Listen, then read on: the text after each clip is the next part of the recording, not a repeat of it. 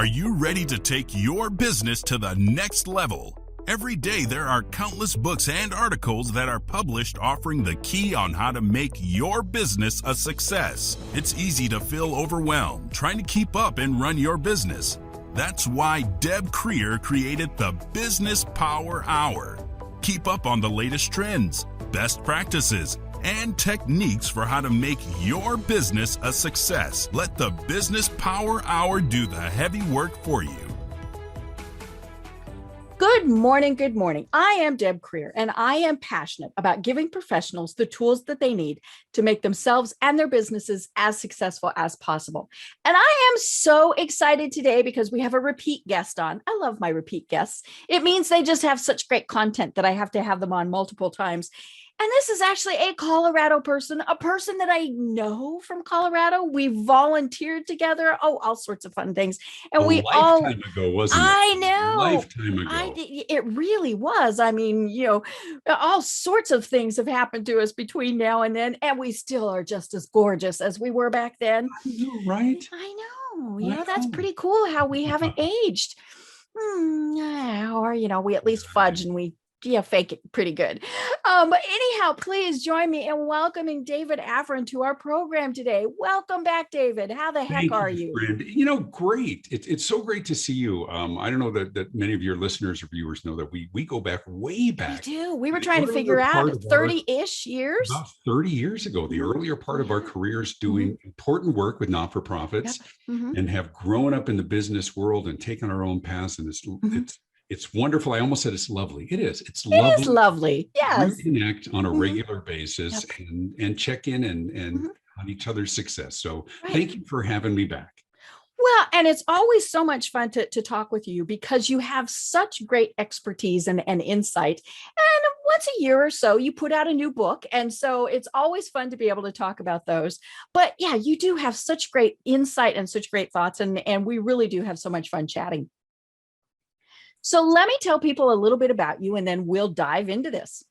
So David Avrin is one of the most in-demand customer experience speakers and consultants in the world today, with clients in 24 countries. David is the author of 5 books, including It's Not Who You Know, It's Who Knows You, Why Customers Leave, and his newest book, The Morning Huddle. Powerful customer experience. There it is. Play Vanna. There you go. Powerful customer experience conversations to wake you up, shake you up, and win more business. So again, David, welcome back. It is great to be here. You were talking about sort of a book every year or so. I think there's this misperception that people who write books enjoy writing books. I love sharing content, but there's a great line I heard once from a famous author, and she says, when asked if she enjoyed writing, she says, "I love to have written." And I'm like, I so get be right? done.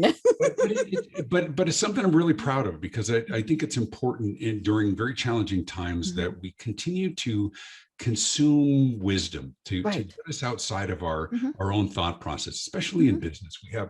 We've got processes and systems and a customer journey that works. I mean, we created it. And when it works, we can predict it, we can plan for it, and we can budget and we can hire and we can train. But the world is changing. Right. And how we assume that we do business isn't necessarily relevant in a post-COVID world. Right. And my philosophy with COVID and the pandemic and the shutdowns and all of those various things is that in many ways, it accelerated the process of doing things that we had started to do. The online meetings, the networking that way. Obviously the ordering, online, we started to maybe order groceries. And now, there are people who still, 14 months later, have not set foot in a grocery store just because they like it.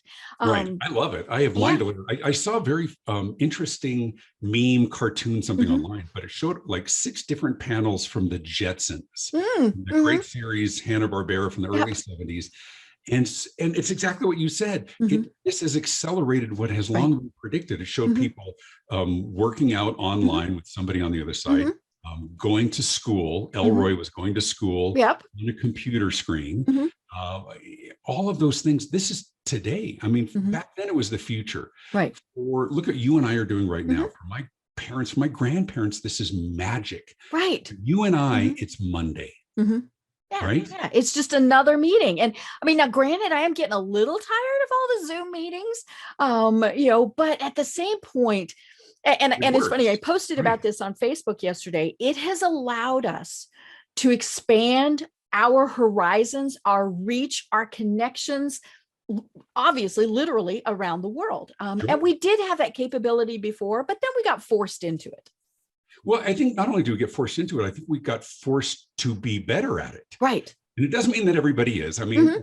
it was kind of interesting early in the pandemic as we were doing Zoom meetings and Skype meetings and others as well, is there were the prognosticators who were Mhm. saying, see, this is the way it's going to be. It's the death of Mhm. meetings. It's the Right. death of in-person, whatever. Mhm. And within 60 days, we had coined the term Zoom fatigue Mhm. because it was a real thing. It doesn't mean Right. it's preferable, Mhm. but it works. Mhm. Prior to the pandemic, I had 140,000 miles scheduled on my calendar I know. that all You canceled. used to fly and fly and fly and fly. And I will again. I Mhm. will again. But you know Mhm. what? I did virtual meetings. Mhm. I did 7 of them in India. I Mhm. did Dubai. I did Mhm. South Africa. I did Germany. And it worked. Doesn't mean it's Right. preferable, No. but we're talking a lot about hybrid now, Mhm. right? Mhm. Meetings are opening up, but there will always be a measure of people who are Mhm. logging in remotely. Mhm. And that's not a terrible thing. I mean, Right. it really is omni-channel. It's sort of, Mhm. instead of going to a conference, you're now considered the studio audience Mhm. for something that's also Mhm. being broadcast. I think it's exciting. I don't think the Mhm. last year was exciting. No. Oh. It was excruciating in Mhm. many ways, but it forced those of us Mhm. who went all in, who had to support our Mhm. families, to do it on a higher level. Mhm. Now, that said, it doesn't mean everybody is. If I'm on one more meeting where somebody's got palm trees or the Golden Gate Bridge behind them, I You swear I'm know. going to open a vein. Oh. Mhm. Kill me, please, Mhm. people. Mhm. It's been a year. Or worse, the camera is looking up their nose, or we Oh, just have the top of their head. I'm or like, they're ah. backlit. Mhm. My, Mhm. it's like it's been a year. But the other part is interesting, Deb, is we've done a lot of we've been a part of meetings. I'm one of Mhm. these people who's presenting at a lot of these Mhm. meetings as well. Is uh, is so much of so many people are still using the old methodologies. I mean, I'm Right. not sure what point the slides became the star of the show, Mhm. but these webinars where there's just like a full screen slide with Mhm. maybe 2 words on it, and then the Yep. speakers are tiny in the corner. I just decided early on I Mhm. wasn't going to do that. Mhm. I didn't want, I mean, the marketplace had already demonstrated it really Mhm. didn't value webinars per se, Mhm. at least certainly not on the level of the keynote Right. I was used to. Mhm. So I decided to do a significant pivot. Yeah, we're Mhm. using the P word. Oh, yes, the P word. And you The talk P about word item. that in your book. Mhm. And I actually built my own studio, which means I Right. framed and I drywalled and I Mhm. did all this in the corner of my basement. Mhm.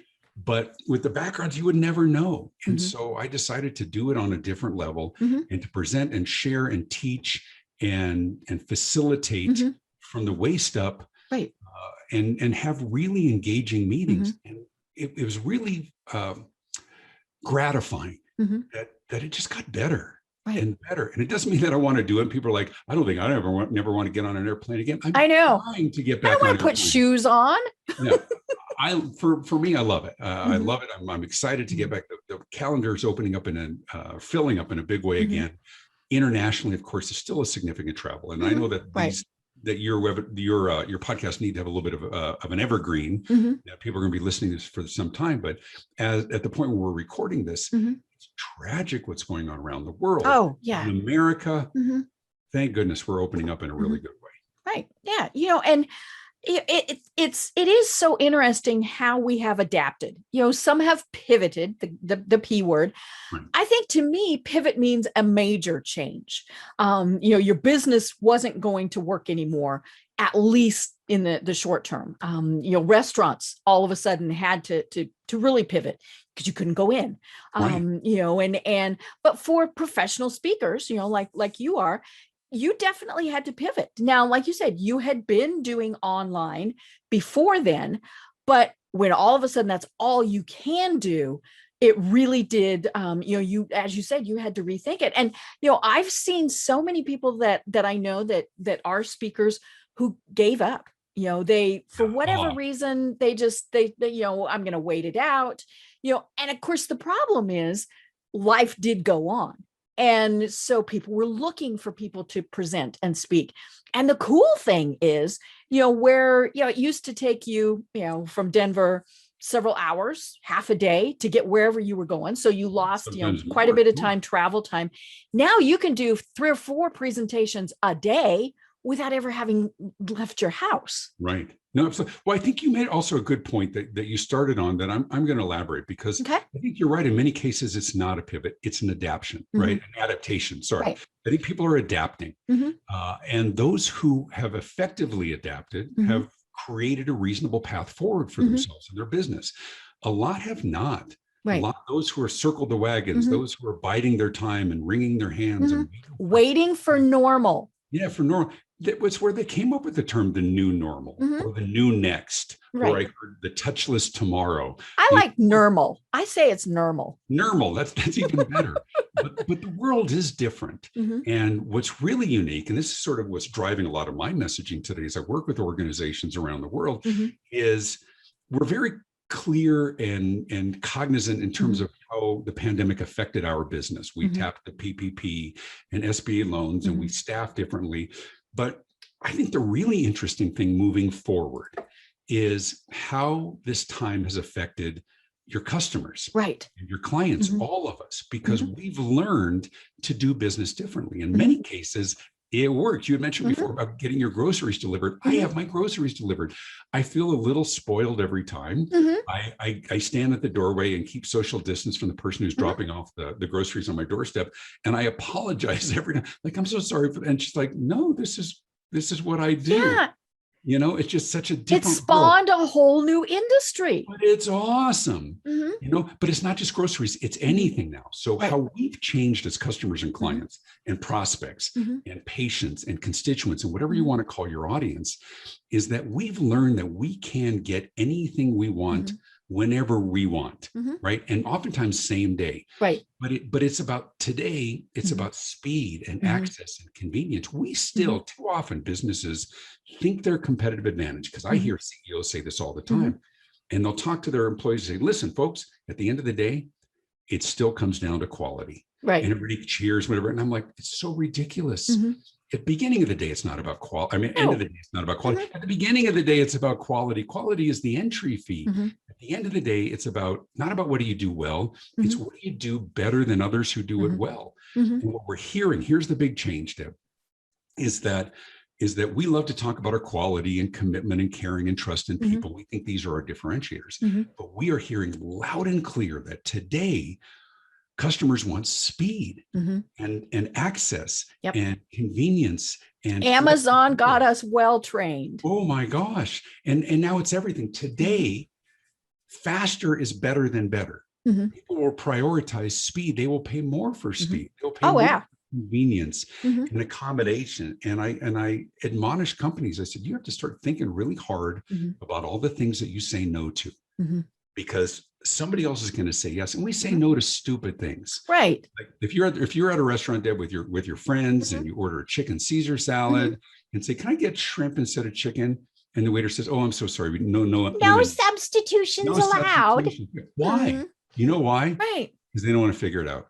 Because the cook doesn't want to do it. And you know who doesn't care? Everybody, right? I mean, my God, just give her shrimp, just charge her a couple extra bucks. Yeah, I'd be more than happy to pay the couple extra bucks to get shrimp. Yeah, but what you're hearing is no. Or when my wife and I got in an argument about this, because we were at the mall and I walk in the Gap and I had a hot Starbucks. I just come out of Starbucks, and the 16-year-old clothes folder, bless her heart, it says, "Oh, I'm so sorry, you can't. No, you can bring your beverages in here." And I'm like, I'm 57 years old. Trust me. And it's in a sippy cup. If I spill on a sweater, I'll pay for it. I'll buy it. I'm good for that. But it's too easy and lazy. It's not her fault. It's the manager's fault. You just say, this just applies to everybody, right? Just it is. It's the easy way out. Just to say, I'm not putting down at the $6 Starbucks to go walk through. So what did I do? You left. We left. And so they lost a customer of what could have been $100 or more in purchases, because they were worried about a 13-year-old who might spill something on a sweater. We have to rethink our policies. And here's the scary part, Deb. We have to empower our workers. Right. Make decisions. Yeah. That is so scary because they might make a wrong decision. Right. But we also preclude them from making good decisions. Right. And as long as nobody dies, it's probably a fixable mistake. Right. But we have traditionally tried to, and I understand the reason behind the policies is if it's different for everybody, then who's making decisions about what? It's easier to standardize it. And it comes down to this. This is where I think businesses really fall short, and where I think the biggest opportunity is, as I said before, we sort of create, because there's so many things that are out of our control as a business. We can't control the economy or competitors or technology or pandemics. So we try to control what we can. So we create what we call our customer journey. Right. This is customer experience. I don't talk about customer service, by the way. I think we get customer service. I think we get it or we don't. But the experience is different. So we try and create a path. Here's the journey. Here's how they learn about us, contact us, and ask a question, and purchase, and customize, and pay, and deliver, right? The whole path. And it works. It works because we created it. Where it doesn't work, we fix it and we tweak it. Because if we can have a great level of predictability of our customers' behavior and their journey, purchasing, we can plan for that. Right. We can budget for that. We understand our cash flow. Here's the problem. The problem is your customers have never read your employee manual. Right. Oh, they don't know what they're supposed to be doing. They just know how they want to do it. But we get so myopic. Somebody asked me, I was doing a conversation and an interview, and somebody says, if we've been talking about this for 30 years, how could it possibly be getting worse? I said, well, that's why. Because we're rigid. Right. Because here's how we do it. I was. This is the way we've always done it. Yeah, or this is the way we've designed it, right? We hire staff and we interview them. We look them up and we ask them tough questions in the interview and tell me about a difficult situation. How did you transcend it? We finally hire that person and then we neuter them. Now just do it this way. Right. You have brilliance on your team. Everybody has rich, unique experience. Let them go above and beyond. Let them say yes. Let them say, even if you have to say no, let them say, let me tell you what I can do. Right. That alone is enough to placate in certain situations where, I mean, if you have a vegan restaurant, Deb, if somebody wants a buffalo burger, that's a hard no. Right. But I can give you a free dessert. Yeah. Or I can, can I, we've got this, we've got this pseudo impossible meat, whatever else on me. Don't even pay for it if you don't like it, but let me show you, right? We want to earn customers. Let me show you what it tastes like. What's changed in the world is that because customers, and we're all customers, right? No matter where you are in your business ownership journey, we're all customers of somebody. We've learned that we can get whatever we want and somebody is going to say yes. It doesn't mean you should do things that are not profitable. Right. But you better start being overly accommodating if you want to survive. Right. One of the things that you talk about in your book, and we've alluded to it, is it's real easy for people just to not go back. Maybe they'll finish whatever it was that they were there to do, but then they don't go back. And it's funny because then there's that other word, that F word, and it's not the word that everybody just panicked about. It's the word fine. How was your meal? Fine. It's fine. How was what do you think about what you purchased? Right. It was fine. And of course, husbands around the world know that when the wife says fine, that's not a good thing. Well, let me give you a tangible example of it. You know what fine is? Fine is 3 stars. It's okay. If you went to, and right now, social proof is the primary driver. Right. What we say about ourselves, while important, is far less impactful. Right. I don't care if you say you're fabulous. I want to know what other people say. What other people say. So we look on Yelp and TripAdvisor and Rotten Tomatoes and Glassdoor, and a slew of 3-star reviews is death for a business. Right. Because we have choices. We'll go for somebody else. Now, if you have a couple of 1-star and you have 35-star and a couple of 1-star, just not everybody's going to be happy about it. It doesn't mean that we should ignore those people. We should try and find a way to placate them, reach out to them, say, if I do blank and blank, would you remove your, but it's the fine. Like you said, it's those that, it's good. right? Yeah. But I'm not going to go out of my way to do business with you again. No, and well, here's the thing. It's not that customer loyalty is dead. It's not. Customer loyalty is there. It's just harder to earn and much harder to keep for the reason that you mentioned, which is it's really easy to leave you. You know, unless you are, I mean, if you have a captive audience, if you're at a Six Flags or a Disney resort and you're on property, you don't have much choice of what you're going to buy for lunch. The corn dog was the corn dog was the corn dog. Right. And you can't go outside the park to find a better price. But most of us are not in that situation. We're all in competitive marketplaces. So there's a lot of prognosticators and people and messengers talking about it's about being good at the basics. That's the key.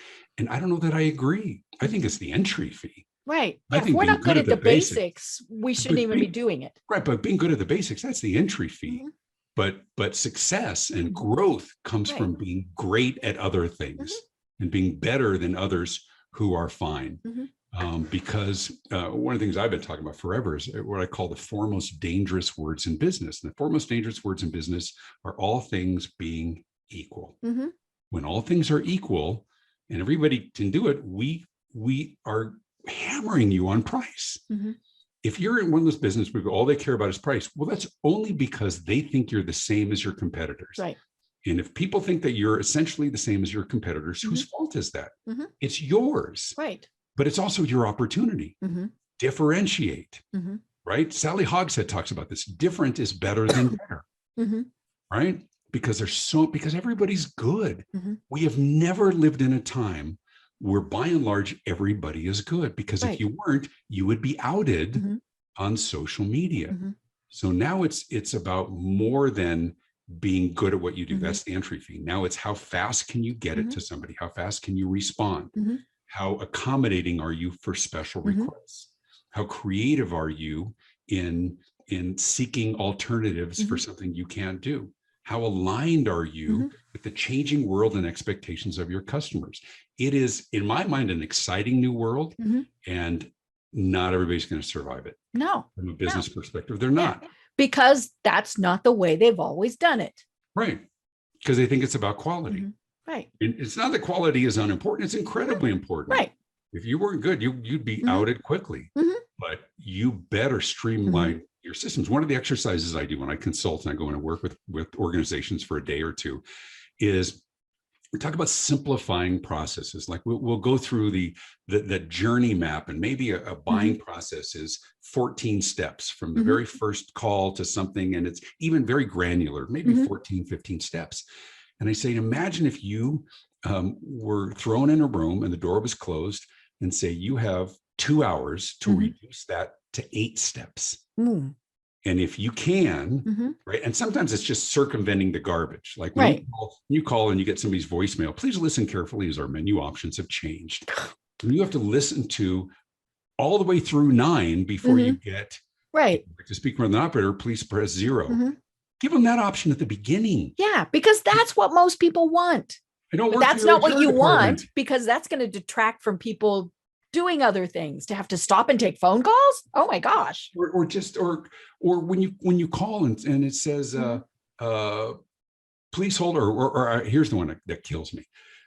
We're experiencing an unexpectedly high volume of calls. Right. That is flat out lie. Right. Especially if it's Monday morning. You know you're going to get more people on Monday morning. They know exactly when their high volume is. That's not true. Right. But when they say we're experiencing a high volume of calls, your expected wait time is 12 minutes. I'm okay with that. Yeah. Because at least I know how long. Yeah, I set an expectation. I can hit the restroom. I can do whatever I need to do. But when you don't know, and you don't know if you're going to be on hold for 2 minutes or 20 minutes or 45 minutes. I was on hold. I was working with my assistant, and I was on hold with stamps.com. I'll call them out. Stamps.com, 2 hours and 18 minutes. Oh, and I was in the middle of my book launch. I could not hang up. 2 hours, 18 minutes. I was on hold to just get them, because I was a new account, so that they would authorize my credit card. That's absurd. 99% of people would never have held on that long. No. All of those kinds, all the people as well. So we just have to be, we have to look for ways to expedite our process, to simplify our process. And so I love that exercise. Remember the movie in Apollo 13, right? So they have this explosion on board, and Ron Howard directed, great movie. Right. And they put everybody, the scientists in a room, and they dumped all these materials on the table. And they said, this is everything that is in the capsule right now. This is all you have to work with. Fix it. Figure it out. Right.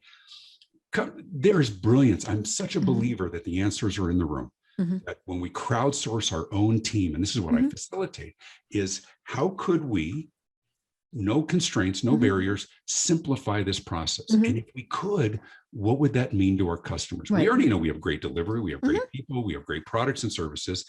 Can we get it to them faster? Can we make it more convenient? Can we simplify reaching a real person? God, right? How frustrating. Oh, I know. How many times have we pounded on the keys on our phone going, just one real person, just one real person. I do. I go, real person. Yeah. Right? And then you get, we're sorry, your option was not appropriate or valid. It was not a valid response. You don't recognize your, right. Or how many people, I know you have great listeners who, you go to a website, you have a question for a company, just a simple question. There is no phone number. There's no freaking phone number, like anywhere. They made a conscious decision. We will not let our customers call us. Like, are you that good? Right. Have you created the cure for cancer that tastes like chocolate? That you can have a successful business and have no way of actually reaching a real person? But what do? They put a contact form, a horrible, dreaded contact form. You will be contacted shortly. Yeah. And you know what? The contact form is voicemail of the internet, right? When you call a company and you get voicemail, do you leave a message? I mean, if you want a vendor, if you want somebody to fix your sprinkler heads, right? Yeah, I go to the next one. You go to the next one. You go to the next one. And people will say, "Will they fill out my form?" You have no idea. I heard it. I heard statistics. If you're not getting them, you don't know that they weren't there. That's exactly right. 86% of people will not fill out a contact form. Right. Because they don't want you to have their information at this point. That's absolutely. That's one reason, is they don't want the information. Number two is they have no idea who's going to get it or when they're going to get it returned. You know what the easy answer is? Just call somebody else. Yeah. Somebody else who is easy to get a hold of. I think the key for success in the future is being remarkably easy to do business with. Right. It's surprising to me. I think frustrating for so many people, how frustrating it is to do business with some companies. And these are good people. Right. These companies are really working hard. They're supporting their family, but they don't get outside of the box. They don't get outside of their own company and look at it from their customer's perspective. You can have the greatest company. You can have the most delicious food. And if people have to wait for it, it ruins the experience. Right. You can have great products. And if somebody doesn't at least have the option of overnight delivery, even the option of paying for it. I get customers all the time, or clients and people I'm working with. And I talk to them, I say, why don't you offer overnight delivery? And they say, oh, it's a complex this and it's expensive. And I'm like, we'd have to go to the post office. Yeah, but that's what your customers want. Right. Yeah. So I just think we have to be, we have to give them what they want the way they want it. Doesn't mean we have to do it unprofitably. Right. But at least give them the option. Right. Yeah. Before the program, I mentioned that I have new glasses today, and these are Warby Parkers. I decided I was going to do this whole online thing. And, and it was, the whole experience was fascinating. Now, I had my prescription from my eye doctor, and so that of course was one of the steps. But one of the first things they do is you can order 5 frames with clear lenses to try on at home. And now, is that an expense to them? Of course. Did I have to give my credit card number to do that? Yes. If I hadn't returned the 5 frames, I would have been billed for them, I'm sure. And there was a time limit. I mean, all those various things. And so I knew this, but of course, then what do? I get my 5 frames. I take selfies of each one. I post them on Facebook. Everybody gets to vote on which glasses I'm going to get. Love it. So and smart. And the funny thing was, there really was a consensus. I mean, that was kind of interesting. But, so then I figure, okay, these are the ones I'm going to get. part of the process. Now I have progressive lenses, so these were not going to be cheap. I knew that. They're $89 whatever that they advertise, and they're very clear that that is just for single vision lenses. Those of us who are old, that need the what they used to call trifocals. Now they're just polite and they call them progressives. And so you have to hold, they have to figure out the distance between your pupils so that they get everything right. And so there's a technique, you put a credit card underneath your nose with the stripe facing out, and you take a picture, and somehow they use that to measure. Well, of course I couldn't do it. I could not figure it out. I kept getting these messages almost immediately back from them, very polite, saying, you didn't do this right. You didn't do it right. You didn't do it right. And so third time I thought, ugh. So I called and I immediately got a person. I might have been on hold, but less than a minute. I mean, it was, and I got the funniest person. She and I just had a great little conversation. And I told her, I said, could it be because I have very dark blue eyes? Is that the problem, that you just can't see my pupils? And she said, well, not really, because, your eye is an eye, no matter what the size is. And she said, you're not holding it in the right spot. I said, nah. I said, I hate taking selfies. And we laughed about that whole thing. But she ends up telling me, in the picture, I need to see your wrist bone. That was the key right there. And so, I was immediately I took the picture and poof, it worked just fine. But when she said, we need to see your wrist bone, that showed about how far away you were supposed to be holding the camera. The option of talking to a person. I know. And like I said, she was funny. And so when they sent the obligatory, how did we do after your customer service experience, I filled it out. And the first thing I put on there was, she was funny. And I said, but more importantly, she solved my problem. It had her name on it, all those various things. But, I mean, it was, it really was, it was absolutely critical that I got that person, because I tried 3 times and couldn't figure it out. That's part of the issue right now, is that people are looking for, organizations and companies are looking for ways to inexpensively answer that question.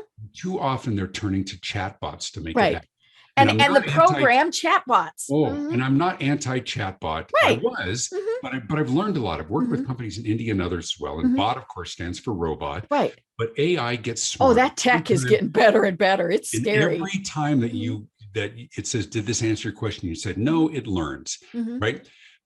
But when they use it as an excuse to not offer a person, that's when it goes awry. It's a perfect replacement for an FAQ. Right.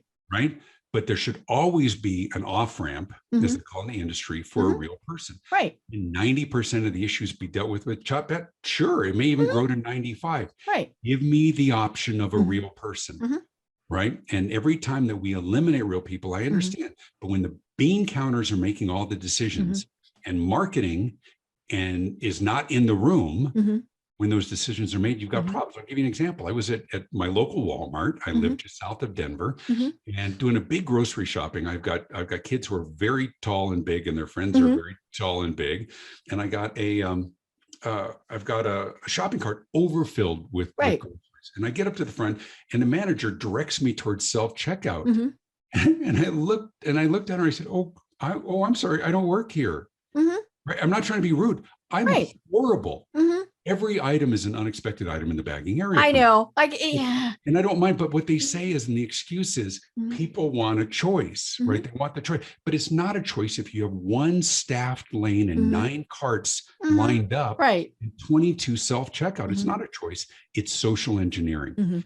And what they don't know is all the people that left. Right. That said, if I can't find a person, if it's going to take me an extra 45 minutes in line because you've understaffed, they're not taking it into account. Right. Yeah, because it's kind of like hybrid meetings. We want the option. I will, for the most part, go through self-check. I'm fine with that. My wife loves it. And I can actually get through there faster, but invariably, I did this yesterday. I had red bell peppers, and I scanned a little doohickey, and it says, item not found. I'm like, "Ah." And and I think it so should be free at that point. I That should know. be. It's like, okay, I'm sorry. If you don't know how much to charge me, it's free. And so I just go merrily along but I hadn't noticed that my little red light had come on. And so, I get ready to pay. Well, it won't let me pay. And the funny thing was I'd actually figured out how to tally up my red peppers. I mean, I did it manually. Right. But I'm like, what do you mean? And so now luckily she was there. She was ready to pounce and fix it. I would have been really annoyed if I was ready to leave and couldn't find anybody. Well, it happens all the time. Mm-hmm. Oh, yeah. So frustrating. Mm-hmm. But you know what? It's part of a trend of Mm-hmm. businesses trying to get you to do business with them the way they want you Mm-hmm. to do it. Right. I wheel up my luggage at the counter and they want me to do the self-tagging and everything else. And I say, no, you have more experience. Would you please do it for me? I wanted to get to where I'm going. And they said, well, let me teach you. I know, listen, I'm such a pain. I don't want to learn. Mm-hmm. It's not that I want to treat anybody like servants. It's they know what they're doing. Right. My bag has to get where it's going. And they tell you. So I give you another scenario, and this one probably escalated far too far for me. But my assistant was in a different state, and she was trying to log into the bank account, and we were to do some deposit or something, and she had forgotten that the password had changed the year before, or whatever else, right? So she tried it twice, and it locked her out. Oh, of course. And so then I tried to log it, and it wouldn't log me, and so I called them, and they said, "Oh, yeah, it was twice." Twice was incorrect. You have to change your password. And I said, I don't want to change my password. And they said, no, you have to. I said, well, I don't have to. I mean, I'm a customer of the bank. I've been here for 20 years. I said, can you please reset it? It's my account. It was my employee, and it was just a mistake. And they said, no, you have to reset your password. I said, I don't. We have it set up auto pays for 40 different things. Yeah. And it got escalated. And I talked to a person above them. I know. I love the magic words. No. Let me And I talk said, to your manager. I'm not doing it. And they said, you have to do it. And I said, well, I'm going to go on TV every day for the next week because I'm promoting a new thing, and I'm going to talk about this horrible experience. And I don't mean to be a bad guy and threaten, but it's like somebody turn my bank account. I had no access to my bank. And I said, we're not going to give you access to your bank at all until you change your password. And finally, 3 days later, I remember talking to an audience, and I said, am I overreacting? Yes. Yes, I am. But I got a call from a senior VP, and she says, I heard what's been going on and everything else. She says, I have to be honest with you.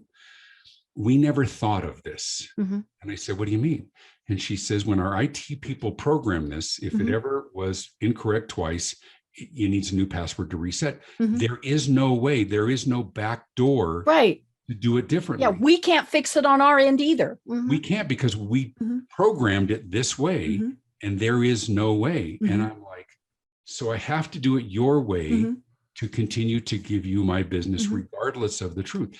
This is where thinking has to change. Right. This is where we have to give people options. We have to have ways of intervening and let cooler heads prevail, because here's the most significant part. I think most significant of anything that I've said here today. The ramifications today, the ramifications of underperformance are profound. In yesteryear, we all grew up in business. We heard what we used to call guest relations philosophy. And it said the average person with a positive experience will tell 2 or 3 people, but somebody with a negative experience will tell 10. Or I think it was 10. Right. Everybody's heard that. None of that is true anymore. Right. Today, we tell thousands. Right. Because we go to Facebook, we go to Instagram. Today, we tell millions. I mean, my God, just drag a paying customer off your airplane. See if that gets shared online. Right. Right. So this is more important than ever. This isn't about doing the right thing, doing nice. This is survival, because somebody who leaves unhappy, even if you did nothing wrong, they have a bullhorn that is worldwide today. Right. And so we have to do everything we can to eliminate points of friction along our customer's journey. We have to work hard to serve and to placate, even if it means swallowing our pride and falling on our sword, because there is no truth detector online. And this affects your competitors as much as it affects you. Right. It's Yelp and TripAdvisor and Rotten Tomatoes and all of that. It can be deadly for a business. So we have to pay attention. This is the core of my message as I speak, as I write, as I work with organizations around the world, is eliminate points of friction, become remarkably easy to do business with, and you have a leg up on your competition. Right. Yeah. And the one thing that I think the pandemic has done is we've gotten lazy. Sure. It is easier, when we're not face to face with somebody, as in the same room, it is easier to say, nah, that's not the way we do it, because you're not watching their body language. You're not seeing, all of these various things. And we're using it as an excuse. Well, I couldn't see them. I couldn't work with them. I couldn't, we or bought he a didn't car. complain. I assumed everything was okay on their end. Right. Yeah. And many times, even in person, we're not going to complain. You get the bad meal at the restaurant. Maybe you complain, maybe you don't. They don't come back. Right. Yeah. And we tell our friends, but yeah, it's just, it is that I think people, they just don't understand what the impacts are of the people who go away and don't come back, but, have told all of their friends. And even if they don't see it, that they don't recognize it. Right. It's not that they don't care. I assume everybody cares. Right. They're just too busy and they're not taking the time to recognize it. And we think that's all right. We can get other customers. Well, sure. Hopefully you can. But, there is that old adage of, it's easier to keep an existing client than to get new ones. Oh, yeah. But here's what's interesting, Deb, is that how we do business is changing in a profound way. And so when we look at a sort of a mobile first mentality, we have extracted people from the process. Now, many cases, this is incredibly welcome. I love being able to do things on my app. I check into my flight. I do. Oh, yeah. I'm never talking to anybody. But what companies gain in expediting a transaction or a process, they lose in terms of the relationship. So we have to find ways of reinserting conversation and part of the relationship. And it's no more present than in financial services. And so when you look at banking, and as I've talked to almost 500 CEO groups, there's always a banker in there. And I always ask, what's your competitive advantage? And they always say the same thing, 100%. And they say it's this, it's the relationship. We know our customers by name. Well, what happens when 95% of your transactions are on your cell phone? I don't even know the last time I was in a bank. No. Well, but when we were, because we're around the same age, when we went to the bank when we were younger and in earlier years, we'd stand in line. We'd be at the bank during banking hours during the week, 9 to 5. We'd fill out a deposit slip. We'd sign the back of our check, Now, I get off stage and I get a nice check from my clients and I sit in the back of the Uber and I take a picture of it and I deposit it. And my daughter's off at college and she needs money. She texts me, And by the way, her ringtone or her text is a cash register. It's Dad. It's Dad. It's only Christmas. And she says, suddenly hear this cha-ching. And she goes, what was that? I said, apparently it was you texting me from the couch. Says, a cash register, Dad, really? I said, generally you want money. She goes, okay, actually probably pretty true. But here's what's interesting. So I'll transfer her money. I'll deposit checks. None of those transactions involve somebody asking me, so what are your plans for the weekend? Right. So banks are scrambling to redefine what their competitive advantage is. When every bank is essentially safe, we can do all of our transactions. Differentiation has become really difficult, but it doesn't mean it's hard for us as consumers. We love it, except where people have been extracted from the process. At least give us an option. Yeah. When we need a person, we need a person. Please.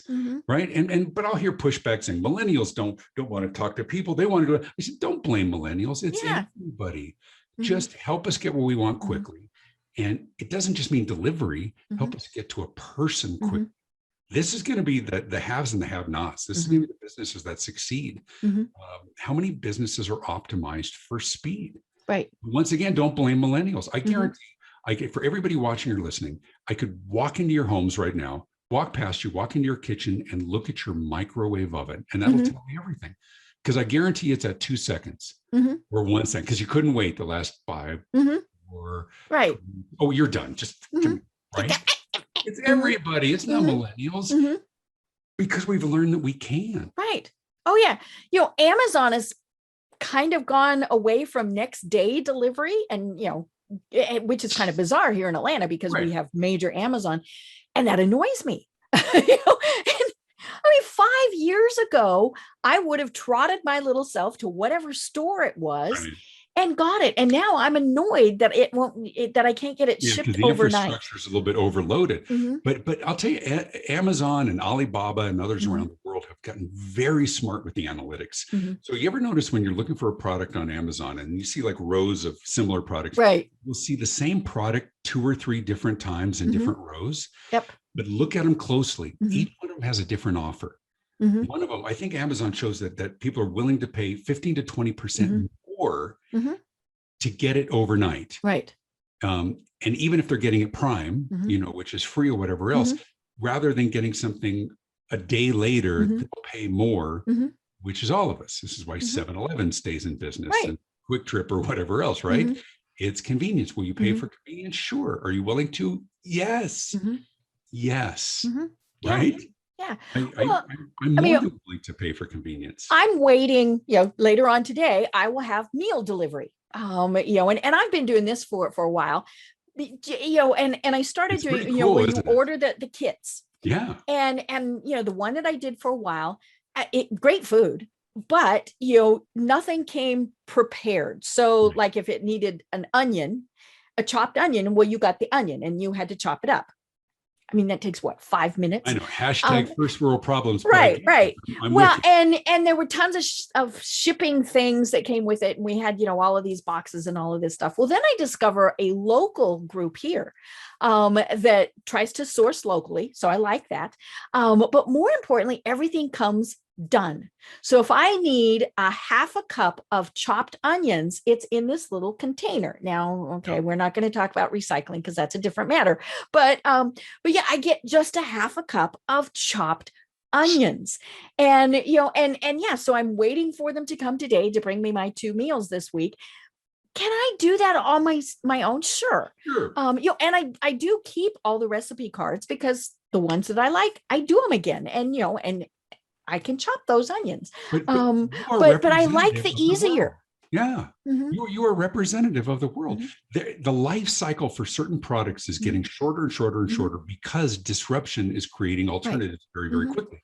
We used to have products that would last 100 years, right? And now there's new versions. So when you look at the Freshlies and the Blue Aprons and all those, wonderfully convenient, except we've got a Whole Foods near our house. And because I'm Amazon Prime, delivery is free. Right. I don't have to wait for that the next day. I get it same day. And you can pick what you want. I mean, the places only have 10 items or whatever. Yeah. And it doesn't mean that the other models are bad models, but somebody else found a way to do it even faster. Right. Who wins? We do as consumers, right? And the marketplace will speak. Right. Yeah. But what was really interesting is there was a lot of businesses let's talk about delivery for a second. Delivery was predicated on them being able to have not only hire staff to do delivery, but have enough volume to justify this. Right. Oh yeah. That is a tricky thing. It's tricky. If you're a pizza place, it makes sense. But remember, you wanted to send flowers to somebody. You had to order by 10 a.m. to be able to get it same day. Right. And then because their people were out for delivery, whatever else, everybody just outsources to Uber Eats and to DoorDash and Postmates or any of those things as well. So my middle daughter, who's 21, was very, very, very ill with COVID back in September. Very, very, very ill. And as a father, absolutely excruciating for me, petrifying that I couldn't be down there because I couldn't put others at risk. Right. I could get everything delivered for her medicine or whatever. And everything I got delivered because she was near campus in Northern Arizona, she got within 20, 25 minutes. I ordered her a big bouquet of cookies. Her roommates ate them all because she couldn't smell or eat anyway. But flowers, anything else, anybody has access to this new growing infrastructure. Once again, the world has changed, but in a really positive way. So all of those things, if I go to a place and there's no cars to rent, which is a challenge right now, but there's always Uber and Lyft, and somebody can take you where you want to go, right? And disruption is really redefining. Anybody can get things delivered. Mm-hmm. Anybody can do it same Mm-hmm. day. Anybody can get a ride anywhere. And as you said at the beginning, in many ways, it's accelerated what had long been Mm-hmm. predicted about how we're going to do Right, business. right. And it really does come back to what our expectations of the consumer is. Mother's Day was not long ago, and my mom has reached the point in her life where she basically just wants flowers. She doesn't want stuff. Right. And I don't want to send her stuff because eventually I'm going to get the stuff. So, that's one of the problems with being the only child. But so, normally I just go online, I order her flowers, it's there. Well, I thought, I want to get her a live plant, and a blooming plant so that she can put it on her patio, enjoy it all summer, yada, yada, yada. So I call the little local place that's half a mile from her house. Yeah. And, and this is a week before Mother's Day. And I said, I'd like to buy a big geranium, and yeah. And this little person on the phone says, well, we're kind of busy. and I said, and it totally threw me. I was not sure what my response was supposed to say. And she said, well, we are pretty full. And I said, so are you saying that I can't place the order? Well, I don't know. We're kind of busy. And I said, okay, I won't place the order. And, so what I end up doing, I talked to my aunt who is in the same town, and I said, run somewhere and buy a plant and I'll, pay you back. But, it was, so mom still got her plant, but I love that. Well, we're kind of busy. Yeah. But so it may not be in a couple of months. Yeah. It was like, yeah. And I mean, I was, and it was one of those where I almost did that. Let me talk to the manager conversations. And then I thought, okay, this is not a battle I'm going to fight. I'm not going to get her in trouble. But at the same point, how many other people had she driven off because her response was just not appropriate? And that comes back to training. I mean, she needed to be told, here's what you need to do, and then empowered to say, right. What, we can't get it there on Thursday, but we can get it on Friday. Right. Let me tell you what I can do. We can do it there as well. The biggest source of lost revenue for every business, the biggest source of lost revenue is the customer you never knew about. Right. Mm-hmm. Right. They drove by and they didn't stop, or they came in and they left without being engaged. Right. Or they called on the phone and they didn't want to navigate your voicemail system. Or worse yet, they went to your website and they clicked away. And you have no idea who those people were. You have no idea how many.